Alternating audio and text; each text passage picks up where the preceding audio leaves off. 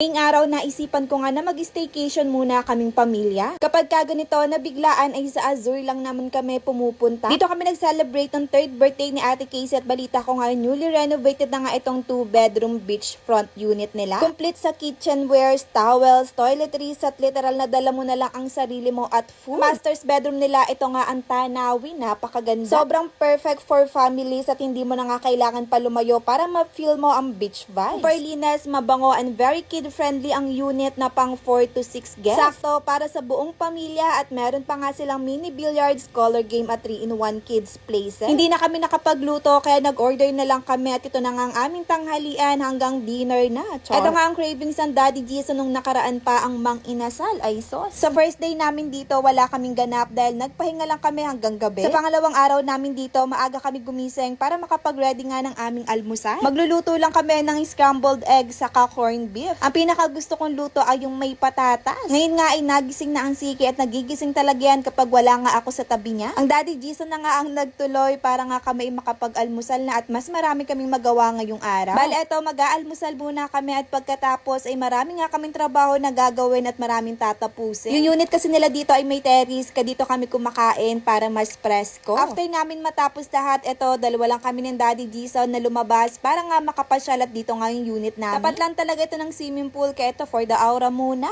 Char. Alam nyo mga mare, kung may marirecommend man ako sa inyo ay dito na nga yung sa Azul. Kung gusto nyo nga mag-banding kayong buong pamilya, nako, perfect talaga dito. Andito nga kami sa beach club at tanaw lang namin ang mga bata at ang Siki nga ay panay ang kawa. Yung unit namin tapat lang talaga ng pool at kinagabihan ay umakyat nga kami dito sa Sky Garden. Hindi kami nagtagal dito mga mare dahil ako nga ay ninervyos na sa sobrang taas. Char. Sa Blissful Getaway ako nag-book at sobrang smooth lang ng transaction, walang hassle at very responsive sila. Sa amenities pa lang dito sa Azure, sobrang panalo na, gawa ng may wave pool nga sila at man-made white sand beach. Maaga kasi kami nagpunta dito at tulog pa ang mga bata, aba ay dalawa na lamang kaming nag-swimming. Kako nga ay banding pala natin itong dalawa. Char. Highly recommended itong Blissful Getaway for family banding or celebration.